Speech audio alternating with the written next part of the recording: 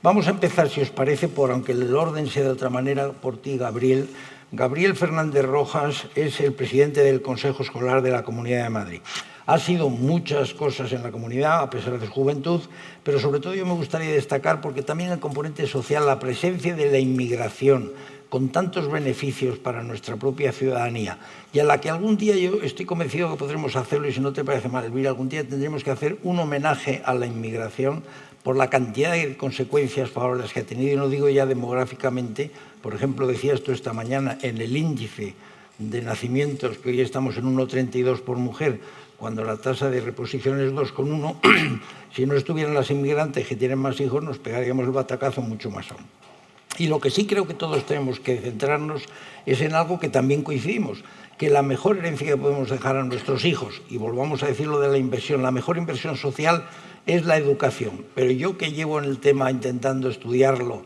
aquí en la educación se produce un auténtico diálogo de sordos. Todos quieren, todos los partidos políticos, lo mismo, que la educación sea el vehículo por el cual facultar a nuestros hijos a que, si aprenden los valores que son de todos, seas de derecha, de izquierda, religioso o no, tengan un bagaje natural, espontáneo hacia el bien y no hacia el mal. Pero ese diálogo de sordos se produce porque cada uno está en su posición, desconocen que están más próximos a la posición de los demás, eso lo aseguro, y estoy convencido de que Gabriel no me dejará mal. Y, sobre todo, no tienen esos nexos de unión, de desembarazarse de posturas maximalistas, y, en cambio, el único nexo que hay de unión son los consejos escolares, a todos los niveles. Pero el que preside Gabriel es un consejo, sinceramente, en el que la gente, todos los sectores implicados, padres, madres, profesores, los alumnos, se sienten a gusto. Por lo tanto, yo, Gabriel, sí que te diría que, dentro de también la brecha que se produce en la propia escuela, nos dieras unas pinceladas en esos 10 minutos que cada uno tenéis de cómo está la situación, si hay esa relación adecuada entre la familia y la escuela, si tenemos los objetivos claros, si no crees que estamos mucho más cerca del convenio, del pacto escolar, de lo que la realidad que exponen los políticos pudiera evidenciar. Pues tienes la palabra.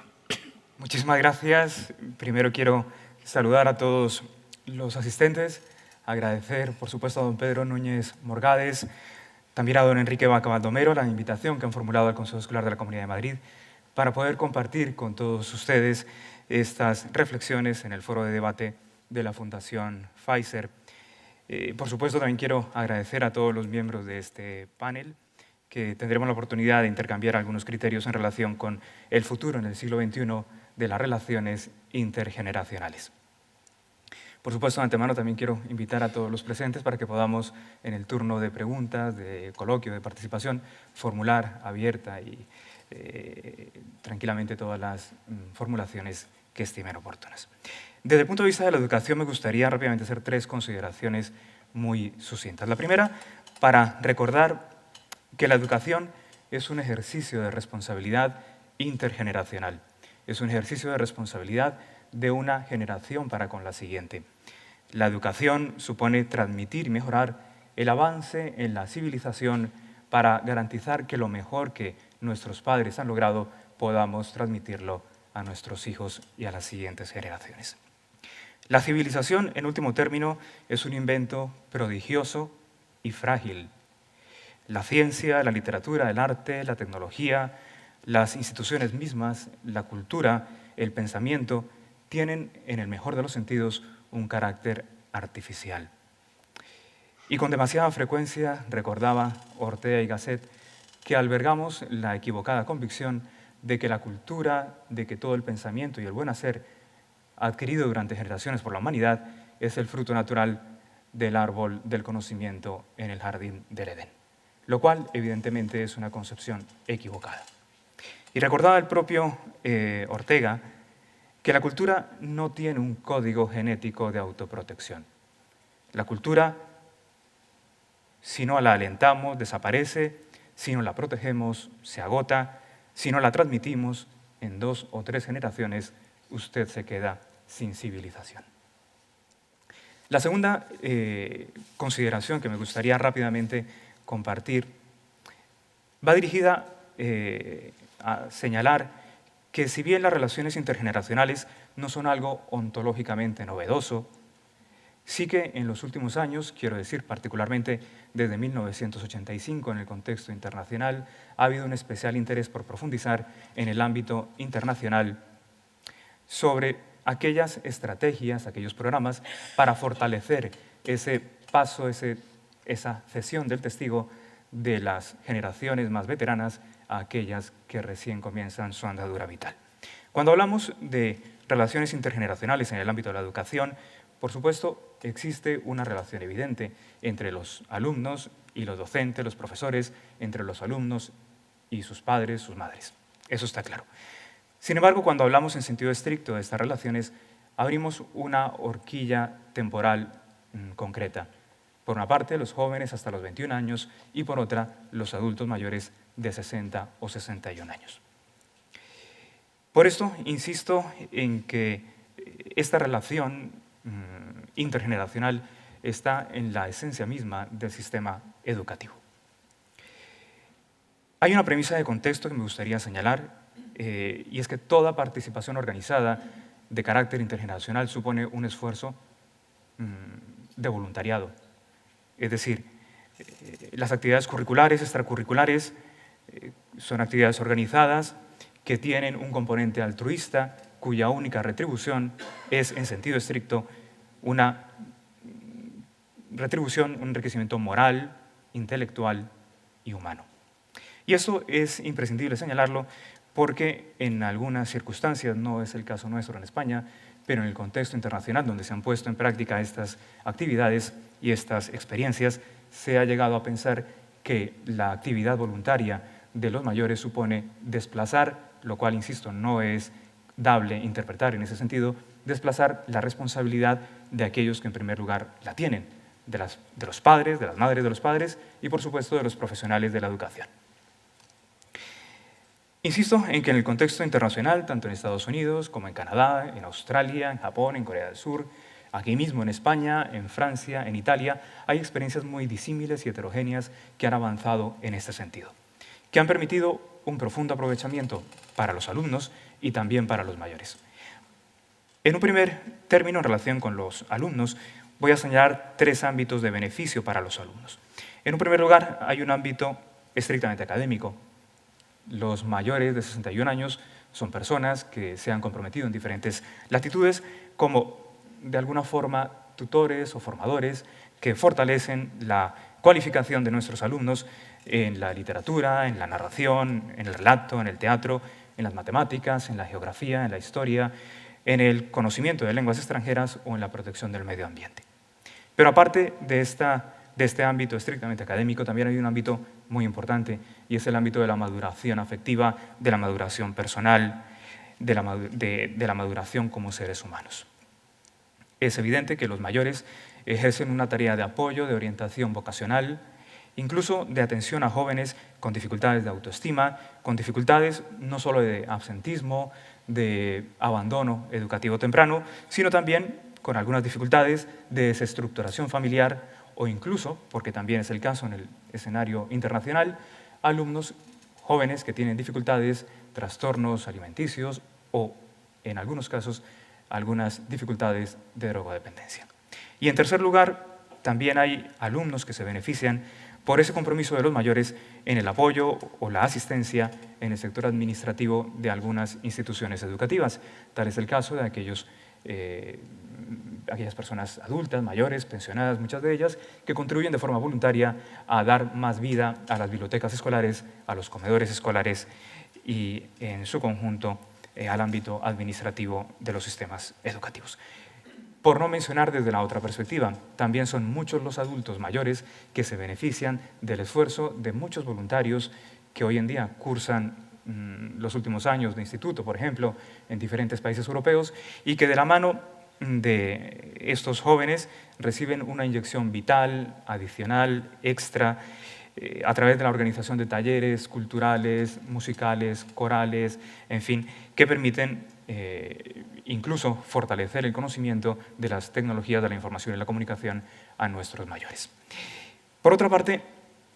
también es importante hablar de los resultados, porque toda experiencia, si no es contrastada y si no es evaluada, al final no llega a ninguna parte. Hay 4 resultados positivos que destacar, insisto, en el contexto internacional. Primero, es cierto que los alumnos ven un incremento en la motivación, ven un incremento en la autoestima. En segundo lugar, hay una mejora en el clima escolar, hay un incremento en el respeto a la autoridad, en el respeto a los profesores, en el respeto a los propios compañeros de clase. En tercer lugar, hay una disminución en el absentismo y en el abandono educativo temprano. Y en cuarto lugar, hay una transmisión efectiva de conocimientos fundamentales y un incremento en las competencias que deseamos transmitir a nuestros hijos. Desde el punto de vista de los beneficios y de los resultados que podrían también acreditarse para los mayores, evidentemente hay de forma contrastada unos beneficios, unas retribuciones en la autoestima, en la vitalidad de aquellos que reciben el apoyo de tantos jóvenes que de forma voluntaria se dedican a hacer mucho más importante la vida de nuestros jubilados. Y la tercera consideración que me gustaría hacer se centra aún más en el ámbito de la familia. En mi consideración anterior me he centrado en el ámbito intergeneracional. Por supuesto, la familia no es ajena, la familia es parte de esa relación intergeneracional. Pero ahora me centro mucho más concretamente en lo que supone el fortalecimiento de la relación de la familia para el éxito del mundo educativo. Y me gustaría simplemente señalar en esta tercera reflexión, y con esto finalizo, que PISA ha señalado que la diferencia en el resultado académico y en el desarrollo madurativo de nuestros alumnos puede llegar a ser el equivalente de 1 año y medio de escolarización o de 2 años de escolarización entre aquellos alumnos que tienen una familia que se compromete en el proceso educativo y aquellos que no se comprometen. Esto es realmente importante porque significa que la familia tiene un papel decisivo para la mejora del sistema educativo. Esta es una intuición que todos tenemos, que todos hemos tenido, pero lo importante es que a través de análisis metaanalíticos la OCDE ha logrado comprobar que esto no es solamente una intuición, sino algo verídicamente contrastable. Es decir, la implicación de las familias tiene un papel vital,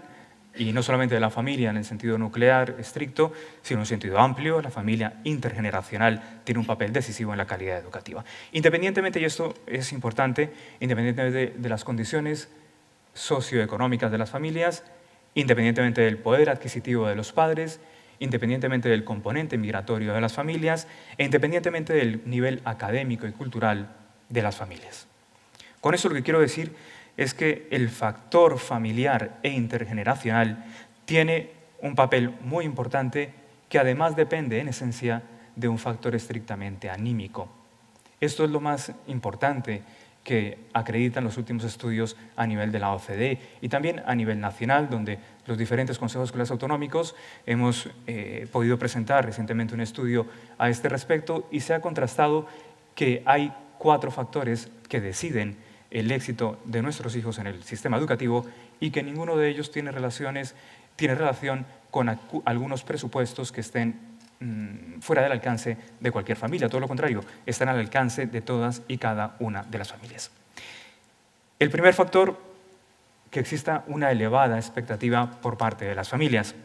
una aspiración académica elevada, en el mejor de los sentidos, una aspiración con cierto nivel de ambición,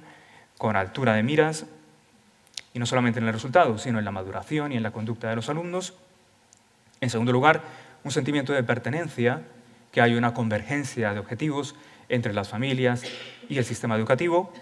En tercer lugar, que haya un ambiente familiar favorable, amable hacia el estudio y que haya una promoción efectiva a la lectura. Y en cuarto y último lugar, que haya un seguimiento y una supervisión, pero cuando digo supervisión y seguimiento me refiero a una actitud no necesariamente encorsetada, rígida, sino amable, cálida, que podría simplemente concretarse en compartir una de las 3 principales comidas del día en familia y aprovechar ese momento para interesarse muy sutilmente sobre el devenir en el día a día de nuestro sistema, de los alumnos en nuestro sistema educativo. Con esto, insisto, quiero señalar, y con esto finalizo, que la educación en su conjunto, en general y en particular aquí en España, la educación es un ejercicio, insisto, de responsabilidad intergeneracional, de responsabilidad de una generación para con la siguiente, que transmite lo mejor de la cultura, lo mejor de las instituciones, lo mejor de todo su pensamiento para que pueda ser conservado y preservado y, por supuesto, corregido en aquello que tenga que serlo y preservado como una riqueza para las próximas generaciones.